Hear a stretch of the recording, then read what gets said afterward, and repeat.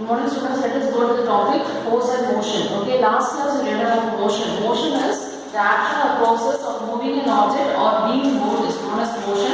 And you read about motions are classified into three: based on path, based on duration and based on speed. Okay, in this based on path it is divided into linear motion, curvilinear motion, circular motion, rotatory motion, oscillatory motion and zigzag motion. Okay, today I will tell the examples. Today I am giving you the examples here.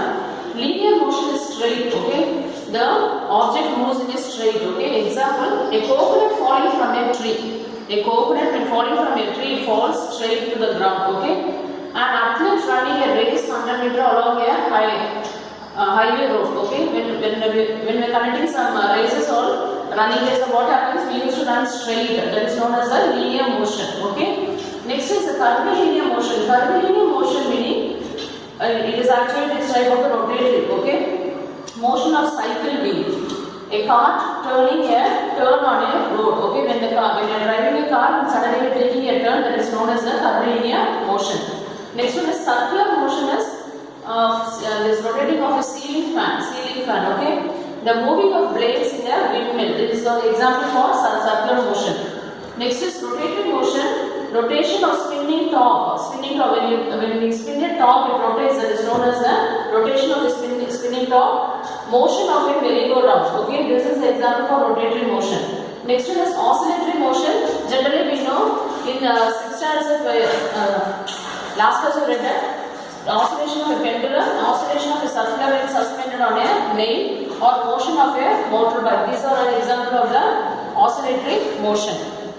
Next is zigzag motion is the needle of the ECG. When I am taking ECG, what happens? The needle of the ECG machine goes like this. This is known as a zigzag motion. And the motion of the bees when moving around the homes, you can see that it is a zigzag motion. Okay.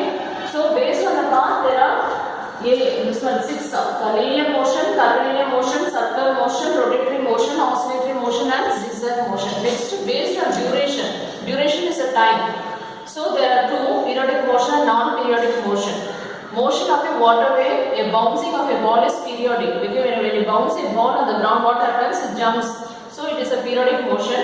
Next, non-periodic motion, the running of a batsman between the wickets. That is a non-periodic. He will be moving here and there. Then swaying of the branches of a tree. Swaying meaning moving gently is known as swaying of the branches of the tree is non-periodic.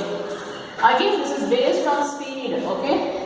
There are two types: uniform motion and non-uniform motion. A train going along the track at a steady speed, or same way the ship steaming on the straight course at a steady speed is known as a uniform motion. Next, non-uniform motion, a person jogging in the park. And next one is the oscillation of a pendulum. These are the examples for non-uniform motion. Thank you, students.